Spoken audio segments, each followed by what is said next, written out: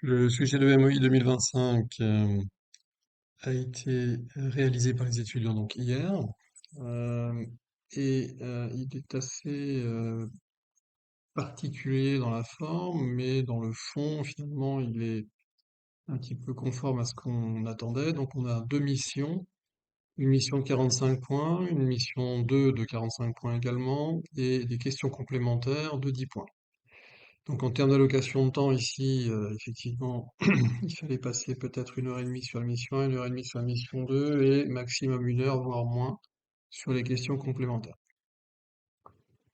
Alors, mise en situation, c'est une entreprise qui fait de l'Armagnac, bon, entreprise familiale, et je passe les détails, mais on a dans cette mise en situation des indications sur les choses importantes pour cette entreprise. Bon, déjà, c'est une entreprise qui exporte, qui attache de l'importance aux normes RSE, enfin à la RSE, et qui réalise 60% de son chiffre d'affaires donc à l'étranger.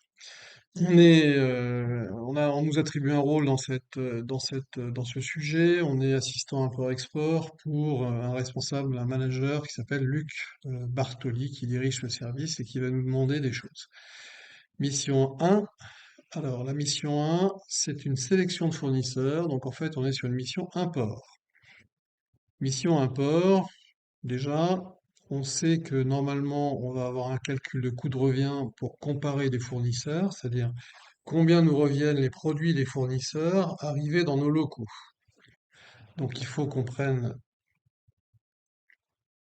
connaissance des éléments et on voit que ici, il y a un cahier des charges qui est évoqué puisqu'il y a une mauvaise expérience sur des délais et sur les qualités de produits. Donc ça renvoie à une fiche de cours que l'on doit maîtriser sur une matrice de sélection de fournisseurs avec une méthode de scoring. Alors on n'est pas obligé de faire une méthode de scoring, mais on peut faire une méthode de scoring sur des critères donc, qui sont liés au pays, aux conditions commerciales proposées par les fournisseurs, aux produits, c'est la certification, la qualité des produits, et également à des critères spécifiques aux fournisseurs, tels que l'ancienneté, tels que l'existence d'un SAV, etc. Donc, il faut qu'on prenne connaissance des éléments ici. Alors, l'élément nouveau cette année, effectivement, c'est qu'on vous met une capture d'écran de votre poste de travail, c'est-à-dire que c'est comme si vous étiez dans l'entreprise et vous avez une copie de votre écran d'ordinateur avec les sujets du jour en quelque sorte à traiter. On voit que il y a un cours euro-dollar qu'il va falloir utiliser sans doute, pardon, un cours euro devise polonaise qu'il faudra sans doute utiliser. On a les dimensions de palette, des poids de palette, donc on a sans doute un plan de chargement à faire quelque part. On a un extrait d'email ici. Donc finalement, ça, c'est le résumé des annexes, une espèce de photo, sous forme de photo des annexes qui sont décrites en détail juste après. Donc vous avez ici une annexe sur les conditions générales d'achat, donc les CGA, c'est normal, parce que c'est une mission à l'apport, avec des exigences particulières donc de cette entreprise de l'or sur la manière d'importer ou les choses importantes. Donc par rapport au cahier des charges, on va avoir des choses ici. On a ensuite une demande d'offre de Delors. Alors, demande d'offre, c'est Delors qui demande à des fournisseurs, donc c'est un appel d'offres en fait, auprès des fournisseurs sur une commande de 3850 coffrets en bois. On a une dimension des coffrets, on a ici les éléments du cahier des charges demandés dans l'appel d'offres. Donc on voit que la qualité des coffrets est importante, la garantie, la couleur, la dimension des coffrets. Donc tout ça, c'est des critères qu'on peut rajouter éventuellement dans notre matrice de sélection. Il faudra regarder ça un petit peu plus en détail. On a les conditions commerciales demandées, DPU Landpax, donc termes locaux, et on a des délais de livraison, 2 semaines à date de commande, qui sont souhaités, paiement à 60 jours. Donc on a des critères attendus dans cet appel d'offres et on souhaite que les fournisseurs nous répondent favorablement sur ces critères. C'est comme ça qu'on va déterminer ou fera notre sélection. On a ensuite donc les réponses. Alors ça va être la réponse sélection offre fournisseur. Donc l'offre du fournisseur IDP, on a une réponse ici, donc du premier fournisseur avec un certain nombre de choses qu'il faudra Donc il faudra prendre connaissance. On voit qu'il est en Allemagne, donc on voit qu'il n'y a pas de problématique de douane, puisque c'est au sein du TDU, au sein de l'Europe. Ensuite, on a un deuxième fournisseur polonais, on est en Europe aussi, donc pas de problématique de calcul de droit de douane. Donc on est bien sur une mission import, mais sans calcul de droit de douane. Et on voit qu'on a demandé du DPU, c'est-à-dire DPU livré jusqu'à nos locaux, déchargé. Donc ça équivaut pratiquement à un coût de revient import, à l'exception des frais supplémentaires éventuellement qu'il faut rajouter à ces marchandises, au prix de ces marchandises arrivées dans nos locaux déchargées. Et comme il n'y a pas de dédouanement, bah, ça revient presque à un coût de revient import, très proche.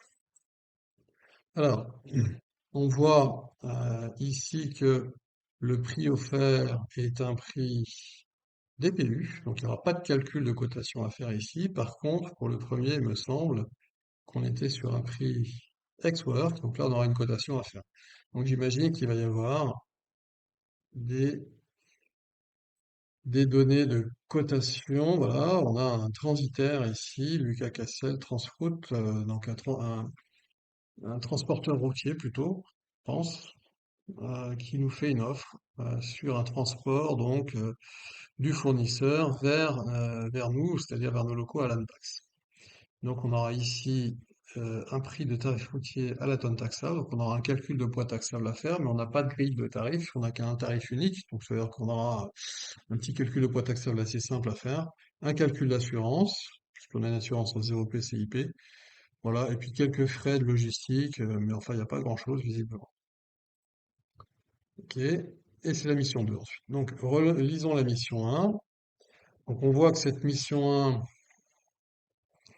appelle un plan de réponse. Il faut toujours faire un plan de réponse. Qu'est-ce que j'ai fait moi? J'ai fait ici sujet Armagnac. Voilà, j'ai noté finalement les données de l'énoncé qui me paraissaient intéressantes. Et la mission 1, donc je vois que dans cette mission 1, j'ai deux fournisseurs présélectionnés, un cahier des charges, c'est des conditions générales d'achat, et on me demande de traiter les dossiers et d'apporter une réponse argumentée à Luc Bartoli. Donc je propose un plan de réponse qui consiste à comparer les deux offres fournisseurs selon une méthode de scoring. Donc comparer des critères. Alors on va comparer les pays d'origine des fournisseurs, les entreprises et éventuellement la solidité financière. Bon, on s'apercevra qu'on n'a pas ces éléments-là dans l'énoncé, donc on sera très très rapide sur les pays et les entreprises. Et puis ensuite, par contre, là on a des éléments sur les conditions commerciales proposées. C'est des critères spécifiques également à la qualité des produits, donc je ne l'ai pas mis ici, mais également des critères spécifiques aux fournisseurs. Donc, on attribuera un poids à ces différents critères. Et le poids, c'est fonction du cahier des charges, c'est-à-dire ce que souhaite obtenir l'entreprise de l'or. Donc, ce qu'elle souhaite obtenir, on mettra un poids plus important, et ce qui n'est pas forcément spécifié dans le cahier des charges, on mettra un poids normal. Ensuite, on voit que on me demande une réponse argumentée à Luc Bartoli. Bon, je vois en lisant les annexes que j'ai un prix DPU et un prix ex-work. Donc dans mes conditions commerciales, quand je vais être obligé quand je vais souhaiter les comparer, il va falloir que je calcule les prix et donc les coûts de revient. Donc en tout cas des prix DPU pour les deux fournisseurs. Alors il y en a un qui m'est donné. On a vu que je crois que c'était le Polonais qui donnait un prix DPU, tandis que l'autre donnait un prix ex-work. Donc c'est-à-dire que je vais avoir une cotation à faire. Donc, dans mon plan de réponse, je prévois le calcul des coûts de revient des PU pour pouvoir les comparer dans la matrice de sélection en première étape. C'est-à-dire que finalement, je vais laisser en blanc la partie prix et puis je la compléterai après dans la matrice quand j'aurai fait ma partie numéro 2, ici mes calculs de coûts de revient des PU des deux fournisseurs. Ok, et ensuite, j'ai une troisième partie évidemment à faire qui est la synthèse et la réponse à Luc Bartoli. Donc, en numéro 3 ici, j'aurai la conclusion de la comparaison fournisseur et la préconisation à faire à Luc Bartoli sous la forme, par exemple, d'une note interne. Donc, je résume le plan de réponse. En première partie, une matrice de sélection qui compare les deux offres des fournisseurs sur un certain nombre de critères. Ensuite, on a besoin de calculer les coûts de revient, alors les deux prix DPU des deux fournisseurs pour pouvoir les comparer dans la matrice, donc avec un calcul de poids taxable pour l'un des deux. Et enfin, une conclusion, une synthèse sous forme de note interne à Luc Bartoli pour lui faire part des résultats de notre travail. Donc, en termes de calcul, euh, on avait donc cette matrice de sélection de fournisseurs à faire. On arrive avec les scores. On voit que les deux fournisseurs sont des niveaux de score assez proches. Peut-être un petit avantage pour le polonais, notamment en termes de prix, hein. Il est moins cher en termes de prix, puisqu'on a un prix que vous devez trouver normalement à 13 000, si vous le convertissez en euros, 13 089,62. Et le prix du fournisseur allemand, lui, ressort à 14 386,26 euros, donc des prix DPU. Donc l'allemand est plus cher. Euh, et surtout, l'allemand livre en ex-work alors que l'autre livre en DPU. Donc là, en termes de cahier des charges, on répond mieux finalement avec le polonais qu'avec l'allemand. On vous fait présenter ça évidemment sous la forme d'une matrice avec des explications. Ensuite, vous allez avoir le détail du calcul des prix DPU que je viens de citer. Donc, dans ce détail de calcul, vous avez une cotation à faire qui va vous amener donc à un DPU pour le prix du fournisseur allemand à 14 386. Mais pour faire cette cotation, vous avez besoin de faire un calcul de poids taxable. Et dans ce calcul de poids taxable, vous avez besoin de déterminer le volume. Et le volume, vous avez besoin de le déterminer avec une palettisation. C'est-à-dire que vous devez déterminer le nombre de colis que vous allez mettre sur les palettes et le nombre de palettes. Donc en fait, il va falloir trouver 11 palettes. Vous allez avoir besoin de 11 palettes. Ces 11 palettes vont vous donner le volume d'une palette chargée, donc le volume de l'expédition des 11 palettes, et vous permettra donc de calculer le poids taxable, c'est-à-dire le poids réel, le volume, le poids théorique et le tarif du poids taxable, puisqu'il n'y a pas de grille, de grille de prix, il y a juste un tarif unique. Donc, voilà en termes de calcul ce que vous avez à faire sur cette mission 1. Ensuite, vous faites votre petite note de synthèse à Luc Bartoli, une récap de tout ce que vous avez trouvé avec des préconisations en matière de fournisseurs. Alors, en matière de préconisation, si vous avez fait bien votre travail, vous vous apercevrez que il y a des éléments du cahier des charges relativement importants qui n'ont pas été couverts. Notamment, on ne sait pas si les produits sont garantis. Et donc ça, c'est quand même important. Il va falloir poser la question au fournisseur avant de décider lequel on va choisir. Et on ne sait pas non plus euh, le, le, le fait qu'il y ait un interlocuteur dédié ou pas, qui était aussi un élément du cahier des charges dans le sujet. Donc, en réalité, ce travail n'est pas terminé. Dans les préconisations qu'on va faire à Luc Bartoli, il va y avoir les éléments qu'on a trouvés, plus les éléments à vérifier, dont ces deux éléments que je viens de citer. On arrive sur la mission 2, gestion des risques à l'export. On a de la même manière une petite mise en situation avec un premier élément de mission. Monsieur Bartoli vous confie le traitement et le suivi commercial de ce dossier d'exportation en veillant à préserver les intérêts d'Armagnac et de Wine Tang, le client. Donc on voit qu'on a rencontré un prospect qui nous a fait une demande d'offre qu'on a acceptée, on a envoyé une offre et elle a été acceptée pour un montant de 63 700,20 euros en DAP Tianjin. Ok, donc il veut que l'on suive le- la gestion de cette transaction.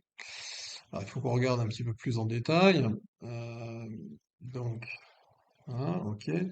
Donc, il faut qu'on regarde les annexes. Alors, on a une capture d'écran, c'est finalement l'ensemble de nos annexes qu'on va traiter dans ce dossier. Donc, on voit qu'on a un mail ici de Bartoli sur un avis d'ouverture. Ok, donc on a sans doute un crédoc quelque part qui traîne Et on a ensuite des échanges de mails de Bartoli, c'est-à-dire les instructions de notre manager, finalement, complémentaires par rapport à la mission qui nous est confiée. Je vous ai fait parvenir un avis d'ouverture, il est déposé dans le dossier, donc dans votre drive, etc. Ok. Je vous demande d'en vérifier la cohérence et de faire part d'éventuelles suites à donner. Bon, déjà là, on a quelque chose d'assez simple, c'est-à-dire que on me demande de vérifier l'avis d'ouverture par rapport à la proforma, c'est-à-dire l'offre qui a été envoyée, voir si c'est conforme, et ensuite de faire une note de synthèse, enfin une note euh, oui, de synthèse à Bartoli sur la cohérence de cet avis d'ouverture. Donc là, j'ai un premier élément de mission. Pour mon plan, c'est relativement simple. Je continue à regarder. Là, j'ai la proforma, donc je sais que je vais l'utiliser par rapport à l'avis d'ouverture qui est sans doute communiqué, voilà, ici, juste après. Enfin, je lise tout ça pour regarder la cohérence. Et ensuite, j'ai quoi? Capture d'écran du poste de travail. Ah, donc là, c'est le 6 juin. Et ça, c'est le 24 avril. Ok, donc on voyage dans le temps. Alors c'est un peu particulier quand on voyage dans le temps comme ça. C'est qu'on a une première partie de mission 2, finalement, le 24 avril, et une deuxième partie ensuite. Alors il a dû se passer des choses, donc il faut qu'on regarde ce qui s'est passé. Bah, Bartoli va nous le dire. Voilà, le 6 juin. Donc notre client White nous informe d'un problème. Ok, donc il y a un sinistre sur une partie de la marchandise. Et là, on a des instructions un peu particulières. Il faut qu'on étudie les conséquences commerciales et financières et que je fasse finalement une note encore à Bartoli sur ces conséquences financières et commerciales de ce sinistre. On me donne un coup de revient pour le remplacement. Oui, c'est-à-dire que la partie des marchandises sinistrées, il va falloir que je les renvoie et apparemment on les renvoie en aérien. Ici, on est le mail du client. Ça me dit que le Crédoc a été accepté. Ben, le Crédoc, c'était par rapport à l'expédition maritime, hein. Et là, j'ai les conditions d'assurance, tout risque. Ok. Donc, je suis assuré en DAP plus 10. Donc, je serai remboursé sur la base de DAP plus 10, en fait. Et ici, c'est quoi ça? DSV, ah, ben, c'est les éléments pour la cotation aérienne. Ok. Parce qu'il faut que je renvoie une partie des marchandises. Ok. Donc, plan de réponse. Finalement, j'ai un plan de réponse en deux temps. Ce qui se passe le 6 juin sur le sinistre et ce qui se passe sur l'avis d'ouverture le 24 avril.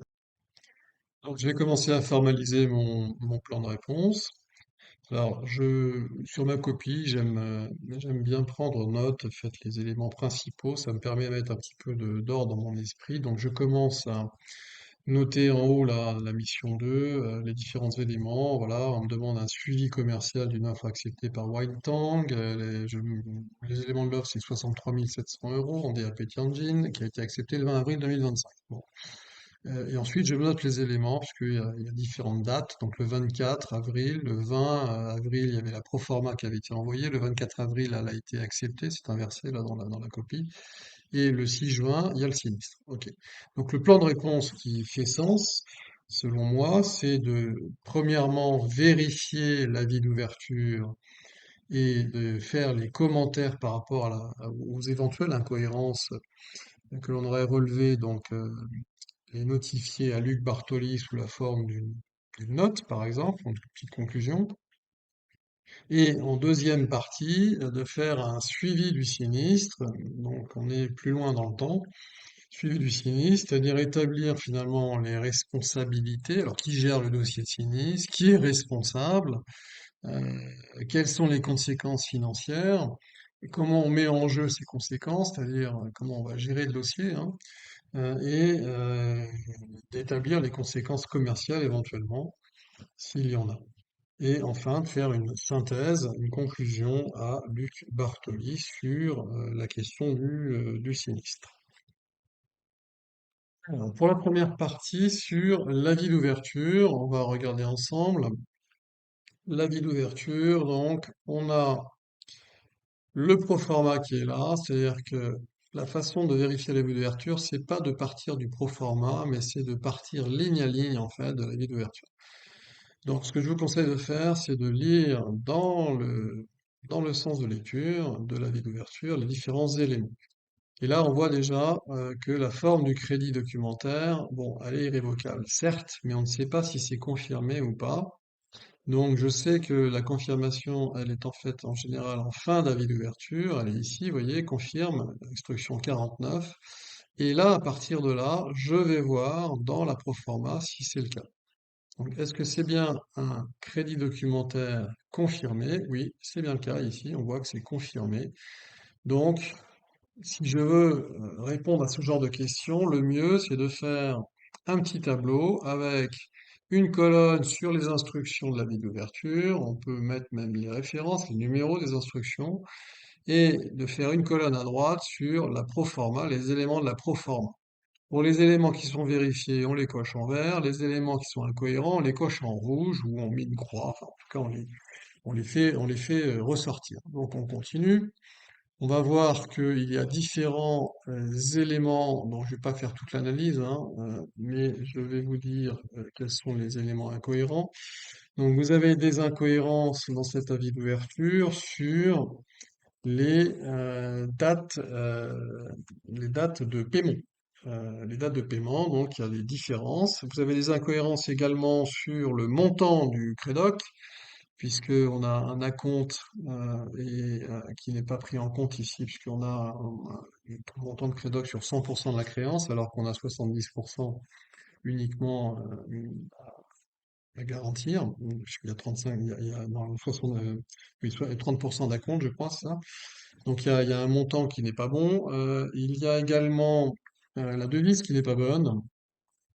Et il y a un problème aussi sur les dates d'expédition qui ne sont pas conformes au proforma. Et enfin, il y a des problèmes sur les mentions sur les BL. Freight Collect, c'est pas possible avec un DAP. Donc vous avez un certain nombre d'incohérences que vous allez relever, que vous allez relever dans votre copie. Vous allez montrer que c'est pas cohérent avec le proforma ou c'est incohérent par rapport à l'incoterm, là, pour la mention notamment. Et vous allez donc faire une petite conclusion sur les incohérences et vous allez informer. Alors, ici, en termes de notes de synthèse, soit on fait une seule note de synthèse sur ce qui s'est passé sur la vie d'ouverture et ensuite la gestion du sinistre, soit on en fait deux. Je serais plutôt d'avis d'en faire deux parce que on est décalé un peu dans le temps, ça va compliquer tout ça. Donc, une fois qu'on a fait notre analyse sur la vie d'ouverture, je pense qu'il faut passer à la petite conclusion, à la petite synthèse à Bartoli sur les incohérences et les conséquences. C'est-à-dire que si on ne fait pas de rectification de cet avis d'ouverture, on ne demande pas au prospect de rectifier son avis d'ouverture, enfin au client et au prospect de rectifier son avis d'ouverture avec la banque et de nous renvoyer un avis d'ouverture, eh bien on ne procédera pas à l'expédition parce que sinon on risque que la garantie saute. On passe ensuite à la deuxième partie du plan de réponse, la gestion du sinistre. Donc on est le 6 juin et on a des mails de Bartoli sur ce qui s'est passé. Donc on voit qu'il y a une réexpédition qui est prévue de 300 bouteilles dont le coût de revient pour nous est de 12,94. Donc en fait, ce qui va se passer, c'est que on est assuré. Ici, on a une assurance DAP plus 10. Donc le sinistre, étant donné qu'on est en DAP, c'est nous qui sommes gestionnaires du sinistre. Alors c'est la compagnie maritime qui est responsable, qui n'a pas assuré le conteneur, mais c'est nous qui devons déclarer le sinistre à la compagnie d'assurance. Alors pour déclarer le sinistre à la compagnie d'assurance, il faut déjà qu'on mette en jeu la responsabilité contractuelle du transporteur. C'est-à-dire qu'on va lui envoyer un accusé réception mettant en jeu sa responsabilité contractuelle dans un délai de 3 jours, parce qu'on est en maritime. On va lui envoyer les photos prises par le client et on va lui envoyer aussi le BL avec les réserves du client et la copie de la facture, enfin la copie du BL et la copie de la facture commerciale. Et une fois qu'on a tout ça, on renvoie le dossier à l'assureur, on fait une déclaration de sinistre et on sera remboursé sur l'équivalent des prix DAP plus 10 des 300 bouteilles. Donc le DAP plus 10 des 300 bouteilles Premium XO 70 centilitres, je crois qu'il doit être, il doit être dans le proforma ici. Voilà, on a du premium, 70 centilitres, on est à 16 393,20, ça c'est le prix DAP. Donc on sera remboursé ça plus 10, c'est-à-dire fois 1,1. Donc on aura un calcul à faire là-dessus, moins la prime, évidemment. Enfin, en tout cas, on sera remboursé en brut, moins la prime d'assurance. Alors la prime d'assurance, elle est calculable ici avec les données sur l'assurance qui sont ici, qu'on est en 0,7 de DAP plus 10, c'est-à-dire que le prix de l'assurance, c'est 0,7% fois DAP plus 0,7% fois DAP fois 10%.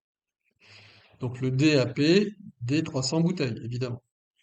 Donc j'aurai l'indemnité nette de prime, ça c'est ce que va me rembourser l'assureur. Donc en termes de conséquences financières, c'est ce qui va se passer. Alors, avec un décalage de trésorerie, parce que l'assureur ne va pas me rembourser tout de suite.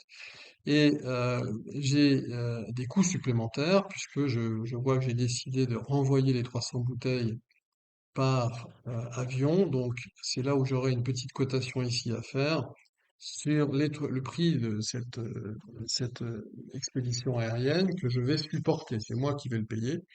Alors, c'est une cotation un peu particulière parce que j'ai pas de prix ex-work là. J'ai un coût de revient de mes bouteilles sur lequel je vais rajouter la logistique, donc du THC, de l'émission de la LTA, tout ça c'est moi qui vais le payer, et un calcul de poids taxable cette fois-ci avec un payant pour. Donc, je vais arriver avec un espèce de coût supplémentaire ça va être comment dire, livré à Beijing, DAP Beijing, je crois. C'est ça, il me semble.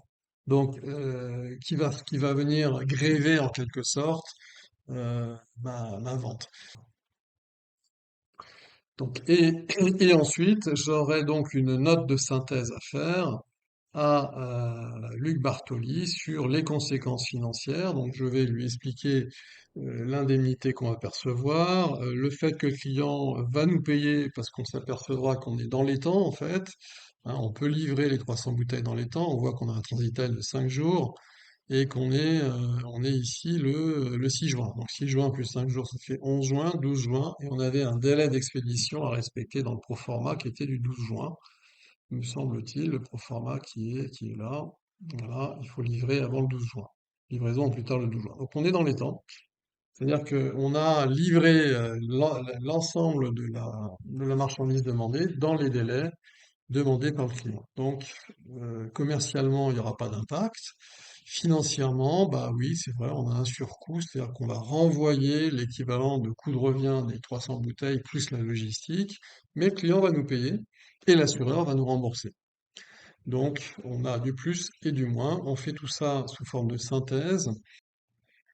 Une synthèse à Luc Bartoli que j'ai ici formalisée sous la forme d'une note de service. Donc je reprends les éléments sur la gestion du dossier de sinistre, sur l'engagement de la responsabilité contractuelle, sur les calculs d'indemnité d'assurance, les calculs de surcoût d'expédition aérien et les impacts financiers et commerciaux donc dans cette note de synthèse à Luc Bartoli. Enfin, on arrive sur la page des questions complémentaires, donc 4 points sur 20, avec une question très simple sur une contre-valeur nette sur la base d'un forward. Donc, vous calculez le forward sur la base du cours vendeur, parce que c'est un encaissement de créance en dollars. Donc, le forward, vous allez le trouver à 1,0630. Donc la contre-valeur brute va se calculer sur le montant de la créance à couvrir, c'est-à-dire les 65% de la créance et non pas les 35% en cash, hein, puisque ceux-là sont payés tout de suite. Donc 65% de la créance, on arrive sur un montant net à 3 mois que l'on percevra de 152 685,79 euros. Vous n'oubliez pas de justifier évidemment votre démarche. Donc un forward, ça permet de garantir un montant d'euros à l'échéance. L'échéance ici, elle est 3 mois puisque c'est l'échéance de paiement. Donc on se met d'accord avec une contrepartie sur le marché du forward. C'est ça que ça veut dire. Qui nous garantit un montant d'euros à l'échéance contre un montant en dollars qui nous sera livré par notre client. Deuxième partie de la question complémentaire, c'est une petite question très simple sur l'assurance crédit. Donc on voit que on a défaillance de ce client avec un agrément de 120 000 euros, pardon, une créance impayée donc de 250 000, mais attention, c'est 65% seulement, puisque la compte, lui, il a bien été payé. Et donc, on a un impayé de 152 685,79 euros. La quotité garantie, elle s'applique sur le montant de la créance, c'est-à-dire 90% de 152 685. On voit que cette quotité, elle est supérieure à l'agrément, donc on sera remboursé uniquement le montant de l'agrément, c'est-à-dire 120 000 euros.